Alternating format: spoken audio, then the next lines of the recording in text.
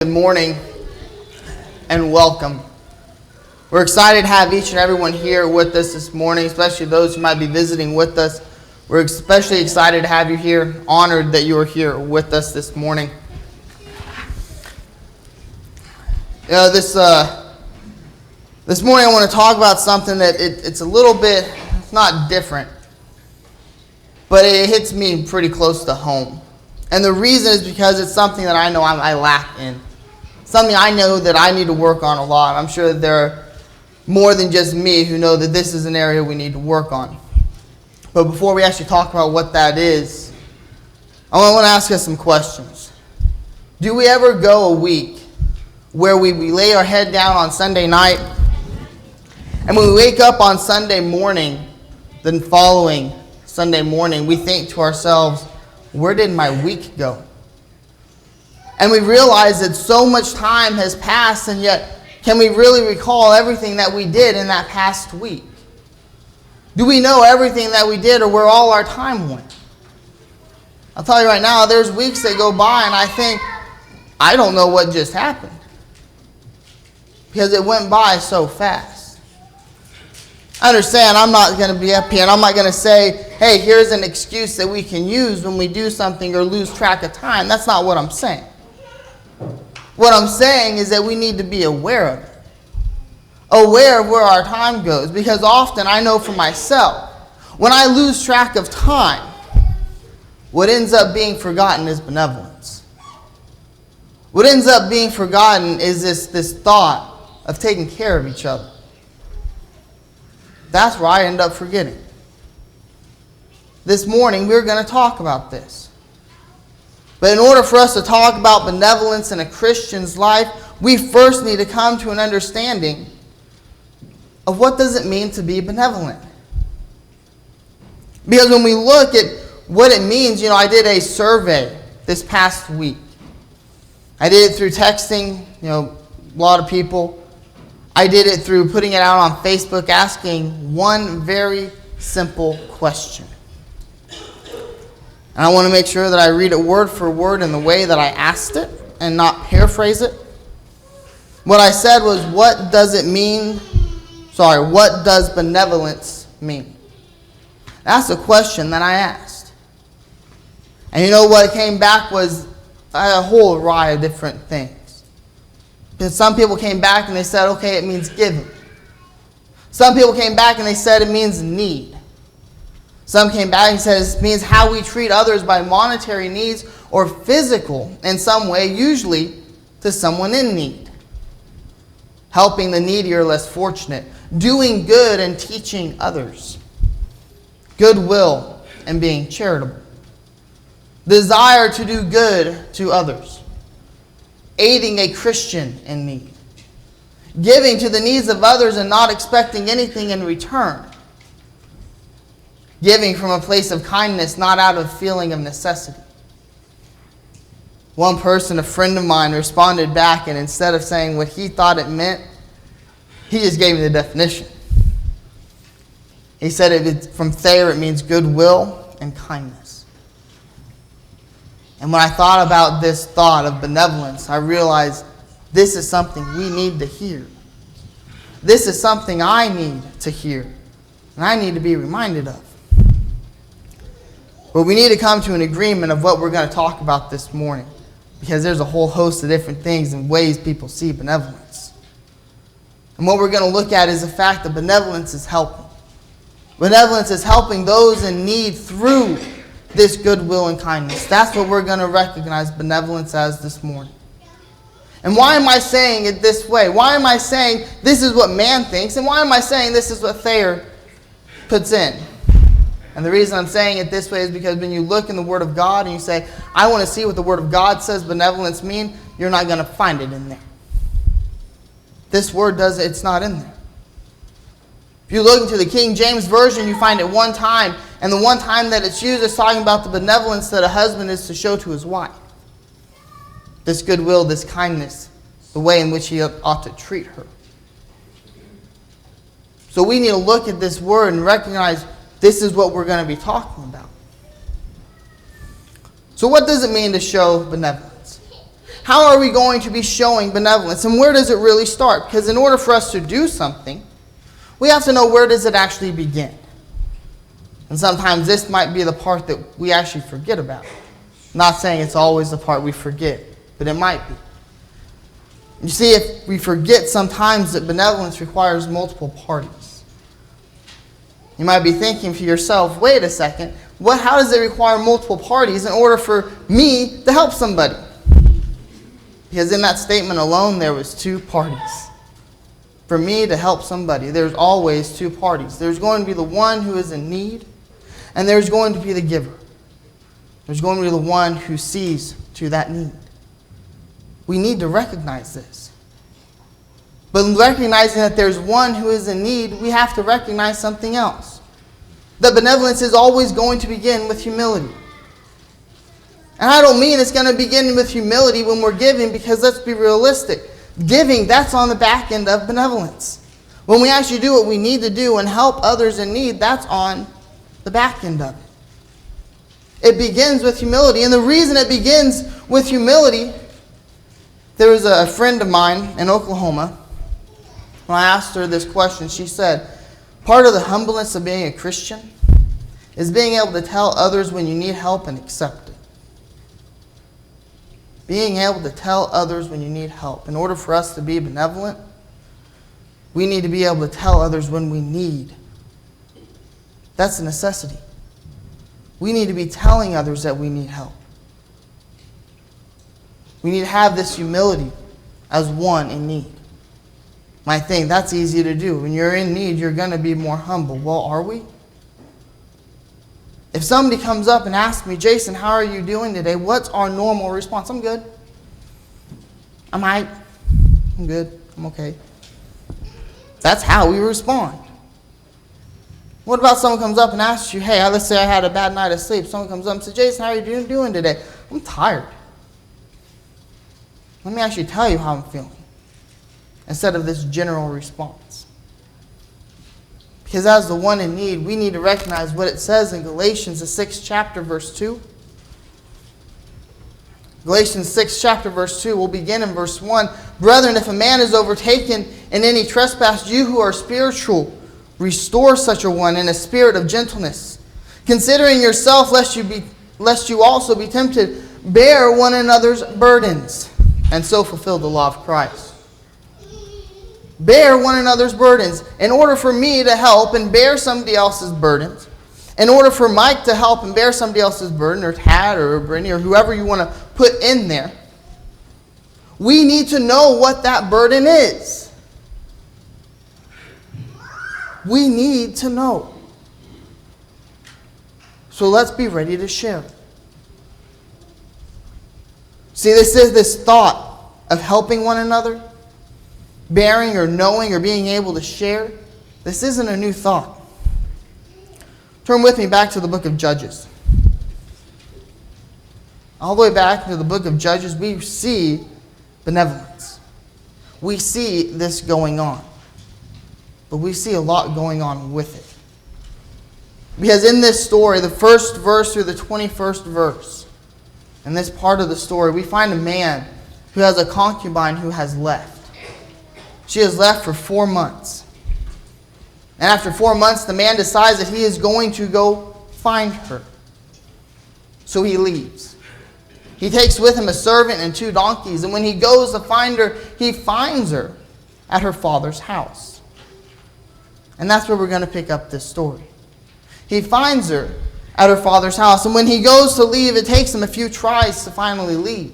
But when he does, reading in verse 16, it says, just then an old man came in from his work in the field at evening, who also was from the mountains of Ephraim. He was staying in Gibeah, whereas the men of the place were Benjamites. And when he raised his eyes, he saw the traveler in the open square of the city. And the old man said, where are you going and where do you come from? We're going to stop right there for a moment. Because in this story, what we need to see is that this man was in need.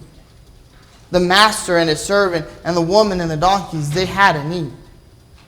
And we're going to see what his response is in just a moment. But before we do, we need to see that this old man, he was ready to ask the hard question.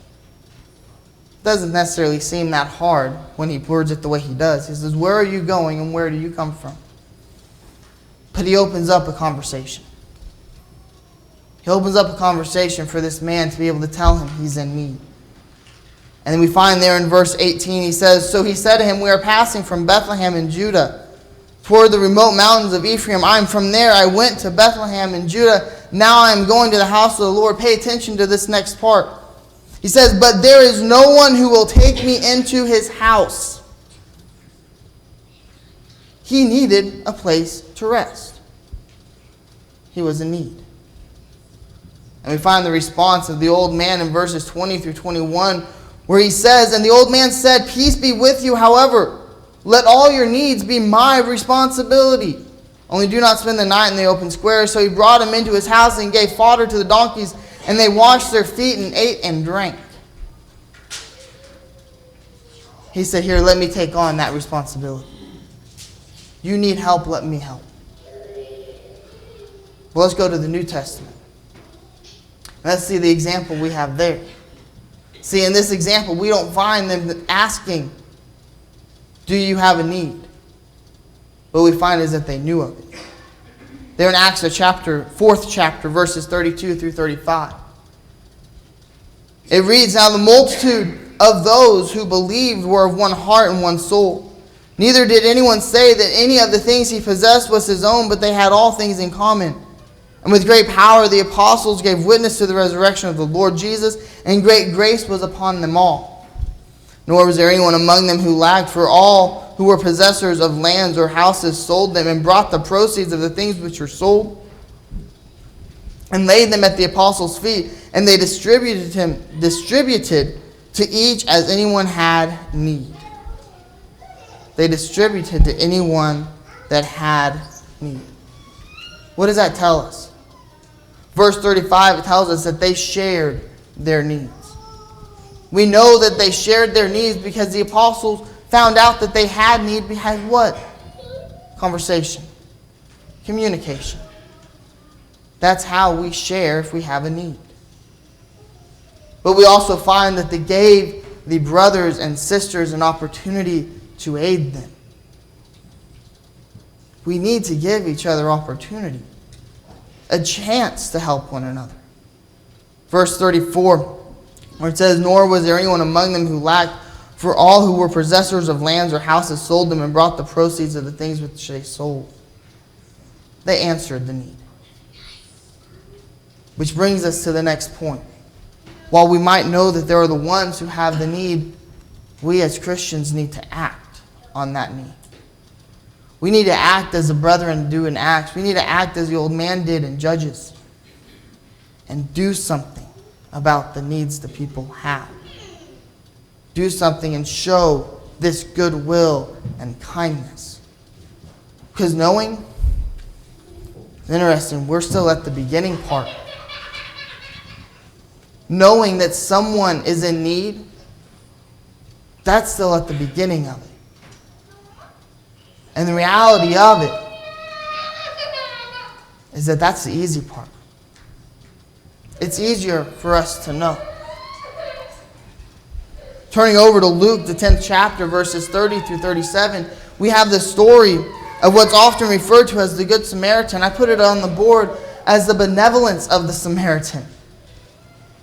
Because indeed, it's what it is. It was goodwill and kindness that he showed. It was acting on the needs. Here it reads, then Jesus answered and said, a certain man went down from Jerusalem to Jericho and fell among thieves who stripped him of his clothing, wounded him, and departed, leaving him half dead. There's the need. This man was in need of someone to come and help him heal. Verse 31, now by chance a certain priest came down that road, and when he saw him, he passed on the other side. The priest knew. He knew this man was in need. And what did he do? He ignored it. And he passed on the other side. Continuing in verse 32, likewise the Levite, when he arrived at the place, came and looked and passed on the other side. The Levite knew. But yet what did he do? They ignored it and passed on the other side. Verse 33, but a certain Samaritan, as he journeyed, came where he was, and when he saw him, he had compassion. You know what a synonym for compassion is? Kindness. He had compassion. So he went to him and bandaged his wound, pouring on oil and wine, and he set him on his own animal, brought him to an inn, and took care of him. On the next day when he departed, he took out 2 denarii, gave them to the innkeeper, and said to him, take care of him. And whatever more you spend when I come, I will repay you. So which of these 3 do you think was a neighbor to him who fell among the thieves? And he said, he who showed mercy on him. Then Jesus said, go and do likewise. Jesus tells us to show this compassion, this goodwill, this kindness to others. But we need to be ready to act on it. Well, let's ask some difficult questions this morning. Let's ask those questions about action after knowing. Because we need to look at it. Do we know that people are in need, but not care enough to act? If that's the case and we know, but we don't care enough to act, there's something wrong. Understand, I'm not saying we know and we want to help, but we have physical limitations that keep us from helping. That's not what I'm talking about. I'm saying we're able to help and we do nothing. Or how about we care, but we let other things get in the way? We care so much about what's going on, but by the time we wake up or go to bed on Sunday night, it's already Sunday morning when we wake up. And we've let the things of this world get in the way and say, you know what? Everything else doesn't really matter. Because when we lose track of our time and we don't prioritize everything, that's what's going to happen. Put priority where they belong. Or maybe we care, and we care so much that we want to do everything. There's nothing wrong with that. There's nothing wrong with having so much care that we want to do it all. Except what happens when we care so much and then because we have so much on our plate, very little gets done? Or what if we put so much on our plate that nothing gets done? We have our little visitation things that we do every Sunday night. If you're not able to take care of the 3 cards or however many you end up getting, take 1. Start simple and say, I'm going to start with 1 thing and not 5 or 4 or 3. Make sure we're able to help where we can. Don't overload our plate. Or maybe we're already there where we care and we know what we can handle. We know what we're able to do, and that's what we do. We don't overload our plates. We don't try and do too much because we know we can't do it. If that's you, I am so happy to have you here. So happy to have you part of my family. But that's not all of us yet. And we need to make ourselves or get ourselves there. Get ourselves there so that we can help. We can be effective in benevolence, in this goodwill and kindness. But you know what? When we talk about seeing to the needs of others, we need to see that everybody doesn't have the same need. Everybody's needs aren't the exact same thing. Over in Joshua, the 2nd chapter, verses 1 through 7, we have the story of the spies who went to Rahab. They went into Jericho to search it out, and then what happened? The king of Jericho sent men to find them because there were spies in his city trying to spy it out. These spies had a need. That need was shelter. That need was somebody to hide them and keep them safe. Rahab answered that need. Rahab responded to it by hiding them. Can anyone tell me that that's not showing goodwill and kindness? No, because that's exactly what she showed. She showed a faith in God, and she showed that goodwill and kindness to the spies. What about in the New Testament? Over in Acts, the 9th chapter. Acts chapter 9, verses 23 through 25. we find that Saul had a need. Beginning verse 23, it says, "Now, after many days were passed, the Jews plotted to kill him." There's his need. His need was that in fearing of his life. But their plot became known to Saul, and they watched the gates night and day to kill him. Then the disciples took him by night and let him down through the wall in a large basket. He had a need, and then we find the disciples met that need. They met that need by letting him down through a large wall, a window in a large wall in the basket. They delivered him from that threat. His need wasn't a financial need, but it doesn't mean that he didn't have one. What about the Judean brethren? Over in Acts the 11th chapter. Acts the 11th chapter, verses 27 through 30. "And in these days prophets came from Jerusalem to Antioch. Then one of them, named Agabus, stood up and showed by the Spirit that there was going to be a great famine throughout all the world, which also happened in the days of Claudius Caesar." They were going to have a need because that was not a richer part of the world. Continuing in verse 29, "Then the disciples, each according to his ability, determined to send relief to the brethren dwelling in Judea. This they also did, and sent it to the elders by the hands of Barnabas and Saul." They had a need. And in this case, it was a financial need, to help them get through this famine that was going to come. What do we find? That they answered that need. They did what they could to help. What about our needs? What about the fact that our needs are going to change too? Sometimes there's going to be a financial need. There is. And if we can help with that, do so. But it's not always going to be that. Sometimes that need's going to be, hey, I need somebody to come mow my lawn, or else homeowners association is going to come and ticket me. That's a need.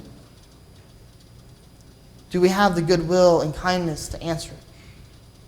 Or what about our laundry machine died? And I need help because I need to be able to take care of my family and make sure they have clean clothes. What about watching somebody's kids? Do we realize that's a need some people have? They do need time so that a husband and wife can actually be able to communicate better. Meals. Sometimes it's just extra encouragement too.